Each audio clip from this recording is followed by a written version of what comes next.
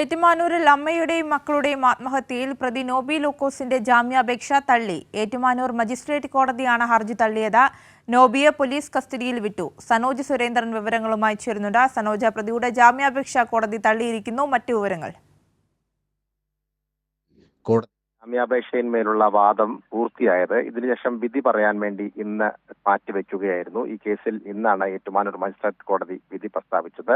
നോബി ലൂക്കോസിന്റെ ജാമ്യാപേക്ഷ കോടതി അനുവദിച്ചില്ല. അദ്ദേഹത്തിന് ജാമ്യം നിഷേധിക്കുകയായിരുന്നു. ഒപ്പം തന്നെ പോലീസ് ഈ കേസുമായി ബന്ധപ്പെട്ടുകൊണ്ടുള്ള വാദപ്രതിവാദങ്ങൾ കോടതിയിൽ നടക്കുമ്പോൾ പ്രതിക്ക് ജാമ്യം നൽകിയാൽ അത് കേസിന്റെ അന്വേഷണത്തെ ബാധിക്കുമെന്നും കേസ് അട്ടിമറിക്കപ്പെടാൻ ഇടയുണ്ട് എന്നുമാണ് കോടതിയിൽ പ്രധാനമായും ഉന്നയിച്ചത്.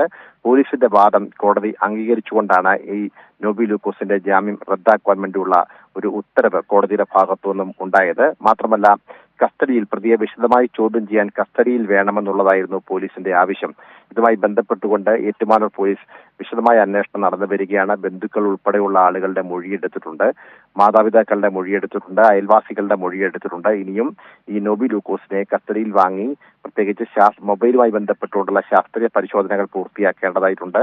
ഒപ്പം തന്നെ ഷൈനിക്ക് തലേ ദിവസം 28-ാം തീയതിയാണ് ഷൈനി റെയിൽവേ ട്രാക്കിൽ മുന്നിൽ ചാടി മക്കൾക്കൊപ്പം ആത്മഹത്യ ചെയ്യുന്ന സാഹചര്യം ഉണ്ടായത്. 27-ാം തീയതി നോബി ലൂക്കോസ് ഷൈനിയുടെ ഫോണിലേക്ക് വിളിക്കുകയും വാട്സാപ്പിലൂടെ ചില സന്ദേശങ്ങൾ അയക്കുകയും ചെയ്തിട്ടുണ്ട് എന്ന മൊഴി കൂടിയുണ്ട്. അതുകൊണ്ട് തന്നെ ഇത് ശാസ്ത്രീയമായ പരിശോധനയിലൂടെ ഈ വാട്സാപ്പ് സന്ദേശങ്ങൾ വീണ്ടെടുക്കേണ്ടതായിട്ടുണ്ട്. അതിന്റെ കൂടി അടിസ്ഥാനത്തിലാണ് ഇപ്പോൾ പോലീസ് കസ്റ്റഡിയിൽ ചോദിക്കുകയും ആ കസ്റ്റഡി അപേക്ഷ കോടതി അനുവദിക്കുകയും ചെയ്തിട്ടുള്ളത്. ആര്യ.